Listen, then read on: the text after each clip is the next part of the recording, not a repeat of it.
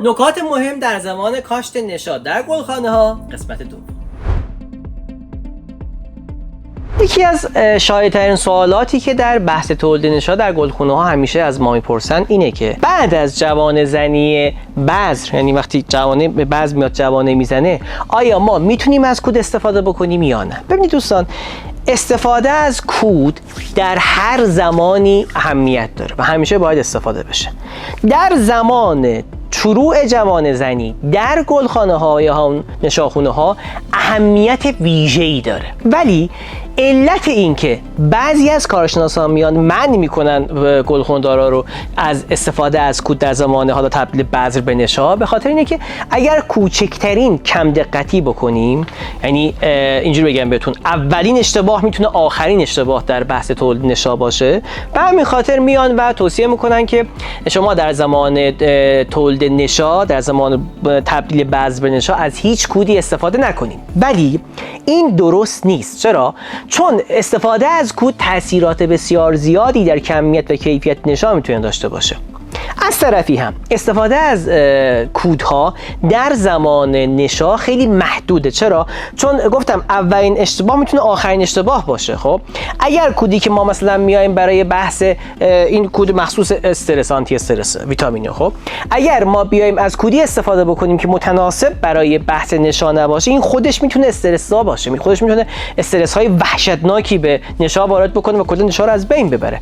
و کودهایی که ما میتونیم در زمان دوره نشا در گلخانه ها استفاده بکنیم، یا اصلا فرق نداره در بحث تولید نشا در کشت های فضای باز هم مثلا کل بحث تولید نشا استفاده بکنیم، خیلی محدوده. خب به همین خاطر میان و برای اینکه حالا کار رو به ریسک نسپارن میگن که در دوره نشا از هیچ کودی استفاده نکنید. اما اگر به دنبال داشتن یک نشای خوب، قوی و مقاوم هستین، حتما در بعد از جوانزنی و در دوره نشا در سینی ها حتما از کودهای متناسب با برنامه کودی متناسب بیاین و استفاده بکنید. این نکته خیلی مهم، هیچ موقع سینی رو روی خاک قرار ندین. اگر سینی رو روی خاک قرار بدین، اولا مدیریت و کنترل دما و رطوبت سخت میشه. ثانیاً ما زیر این سینی ها همیشه یه حفره‌ای هست، خب که این آب و مواد مازاد رو میاد و انتقال میده، یعنی دفع میکنه. خب از این قسمت میاد و با خاک زیر خودش ارتباط ایجاد میکنه. وقتی میاد ارتباط ایجاد میکنه چه اتفاقی میفته؟ اون ساختار داخل سینی، اون از لحاظ EC و pH به هم میخوره و در کوتاه مدت حتی میتونه ریشه به داخل خاک نفوذ بکنه. یعنی شما زمانی که نشا رو برمیدارین ببینید که مثلا ریشه کنده شد. خب سینی رو وقتی داریم برمیداریم که این شوک خیلی بدی به نشا وارد میکنه. پس هیچ موقع سینی کاشت نشا رو در نشاخونه، در محلی که نشا پرورش میدین، روی سطح خاک قرار ندید. موضوع مهم دیگه دما و میزان رطوبت در داخل نشاخونه است. ما در داخل نشاخونه دما باید در طول 24 ساعت حداقل 16 و حد اکثر 28 درجه باشه. رطوبت هم در داخل نشاخونه باید حداقل 70% و حد اکثر 85% باشه. اگر دما و یا رطوبت از این بازه هایی که عرض کردم بیشتر یا کمتر باشه، باعث ایجاد استرس و شوک به نشاها میشه، به نشاهای تازه تشکیل شده میشه. یکی از حساس ترین بیماری هایی که ما در این دوره میتونیم داشته باشیم بیماری گارچی پیتیومه که از قسمت توقه، یعنی از محل اتصال ساقه به ریشه میاد و نازک میشه و میفته که خیلی مبارزه باهاش سخته. به همین خاطر خیلی خیلی خیلی دقت داشته باشیم که این میزان رطوبت و میزان دما مخصوصا در بازه 24 ساعته کاملا مناسب باشه. یکی از مهمترین بحثایی که ما در نشاخونه داریم بحث لوکس نوری یا همون شدت نوری.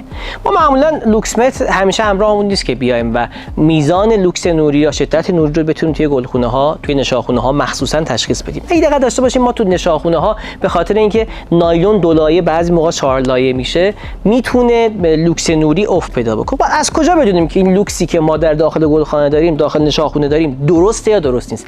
یه راه حل خیلی ساده داره. ببینید شما زمانی که در آفتاب توی آسمون هست و حرکت میکنید روی سطح خاک، اگر سایه شما به صورت سایه روشن، یعنی نه کاملا محو نه کاملا مشخص، روی زمین میفته و تا حدود خیلی کمی قابل تشخیص، این یعنی لوکس نوری خوبه.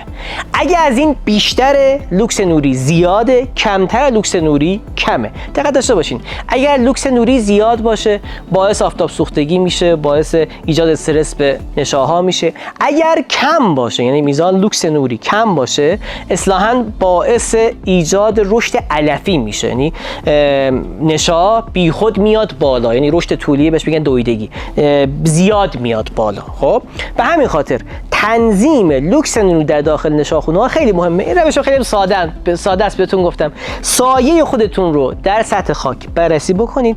اگر سایه روشن بود، یعنی یه کوچولو میتونین تشخیص بدین، خوبه. بیشتر از اون لوکس نوری زیاده، کمتر از اون لوکس نوری کمه. حالا برای اینکه بتونین راحت باشین وقتی بیاین اینو بالانس بکنین، بیاین اون قسمتی از گلخونه که حالا نایلون اصلی گلخونه که زیرش میخواین نشاخونه ایجاد بکنین، اونو کاملا شستشو بدین تا اون تنظیم لوکس توی لایه پایینی بتونه راحت تر باشه. خب امیدوارم که این ویدیو هم برای شما مفید بوده باشه. لایک و سابسکرایب یادتون نره. اینو بفرستین برای گلخونه دارایی که خودشون میخوان نشاهاشون تولید بکنن. در این مورد یا سایر موارد هر سوالی، موردی، مشکلی داشتین حتما برامون بفرستین. همه شما رو تا ویدیو بعد به خدای بزرگ میسپارم. حق نگهدارتون.